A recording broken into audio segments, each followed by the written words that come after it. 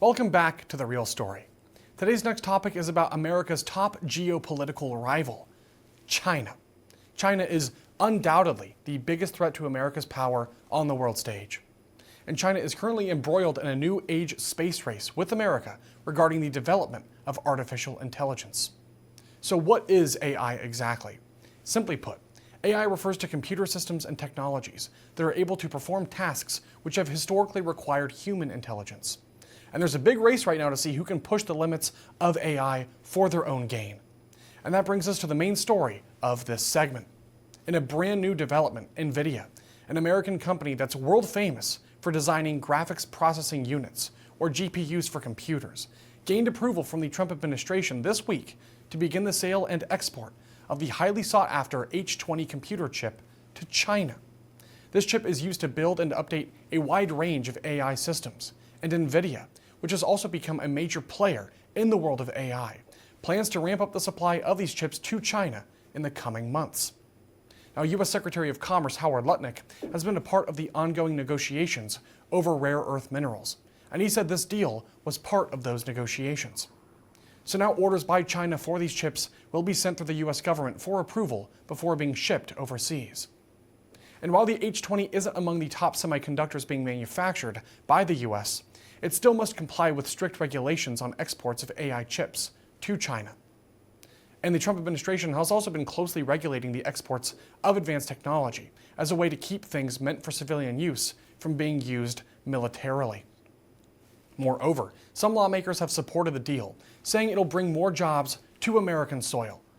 But at the same time, other lawmakers out there have advised against the sale of American advanced technology to China, including Democrat Senator Elizabeth Warren and Republican Senator Jim Banks.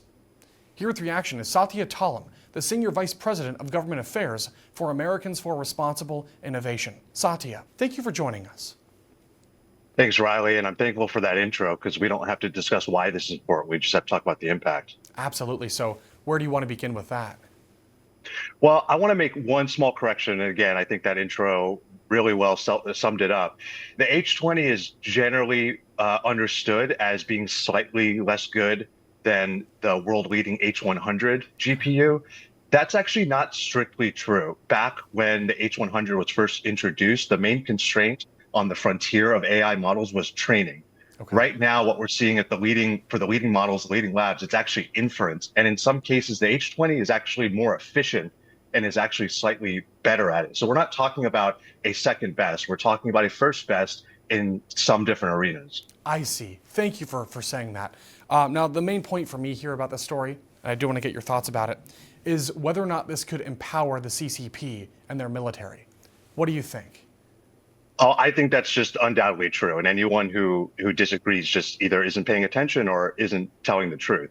Okay. You know, one of the big stories when this first leaked, and by the way, I found it a little troubling that Nvidia was the one to announce the policy change and not the federal government and the Department of Commerce. They had to come in later. That's a broader issue with, leaks of information of critical national security importance. Yes, but enough. One of the biggest impacts actually was the Chinese tech sector. Their stock market jumped on this news. So if anyone thinks this is entirely about, an American company having access to a big market, they're not seeing the whole picture. This is huge for the Chinese economy, but as you note, also their national security and their defense ambitions. Yeah, so if you could elaborate on that, what are some of the applications that you see in terms of these chips? Well, these kinds of GPUs, and by the way, export controls on these kinds of products go back to the first Trump administration, 2019, 2020. I worked in that White House. Some of this actually started, and this is before ChatGPT and kind of people were very familiar with the capabilities of AI, but there's been public reporting since then about these kinds of products, these GPUs and similar products being used in explicitly military applications by the Chinese, uses in drones. There was American IP found in, if folks will recall, remember the Chinese spy balloon that flew over the United States?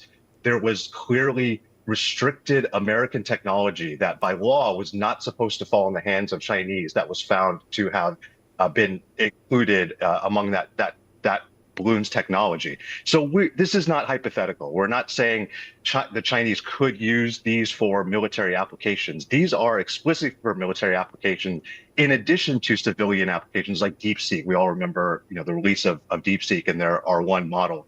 These are things we call dual use, and it means explicitly that they can be used for legitimate economic, technological applications, but they can also be used for military applications. And I would end on this, kind of to simplify it. Think of an American arms manufacturer. We wouldn't just say, well, they should be allowed to sell to whoever they want. We build a missile here in the United States. Well, the Chinese are going to want it and want to build their own anyway, so we might as well just sell them our precision guided missiles. No, of course not.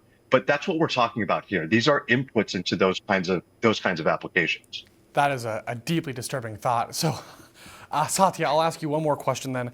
Why does Nvidia seem to be so behind this move? Is it just about money for them? Because I don't think the trade-off is really worth it for so many reasons. I don't think so either, and I'm glad you used the word trade-off. I mean, these things are always trade-offs, right? And I think we want American companies to be competitive, to be the leader in the world. In many cases, there are, but those companies don't internalize the external costs, things like national security concerns and risks to our critical infrastructure. It is about money, and I think Jensen Huang has said as much and said, well, we want to be able to sell to as many people as possible. We're an American company. That's good for America.